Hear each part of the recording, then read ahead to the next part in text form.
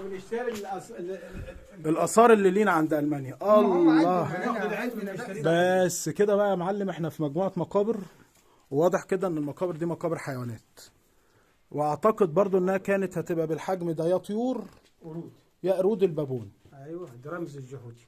ما هو البابون ده الجحوتي. وكالعاده، بس العاده دي اللي اتورثها اكتر مننا اليونان. يعني اليونان هم اللي ورثوا العاده ان هم بقوا يدفنوا في الصخر. الشارع ده مثلا ده شارع حوالي 36 شارع. يلا 36 شارع، 36 شارع ده متفرع الى الاف الشوارع. كمان الاف. 1010 شارع بالظبط، 1010 شارع. انا كان ممكن اتنقص مثلا لو ما الشارع ده، دخلتش هنا. الشارع ده 5 كيلو ما اخرش.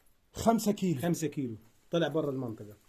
متفرع منها طبعا كذا شارع، يعني ممكن تخش في الشارع ده تلاقي شارع يمين اللي قدامنا ده ده مدينه تحت الارض. مدينه، ما هي عباره عن مدينه تحت الارض، مع ان المفروض انها منطقه جنائزيه. هي منطقه كلها اللي دفن. لا ما يا باشا دول كانوا بيستعملوها في جماعه الفراعنه الاول للحروبات، ده الرومان ممكن صح. اضطهاد الجماعه المسيحيين، اخواننا المسيحيين كانوا بيجوا يستخبوا هنا اضطهاد الرومان. يبقى التكسير اللي بره يبقى التكسير اللي بره الرهبان كان في عهد دقلديانوس الاول، عهد الاضطهاد الاول. ايوه جم هنا هم كمان زي ما راحوا الاقصر،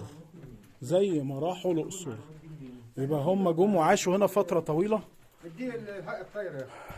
ايه الطايره الايبس، طير حقيقي، وفي الفرن بره ده موجود الطير.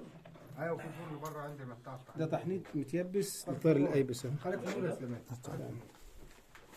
ده طير حقيقي ده. ده طير الايبس متحنط طبعا.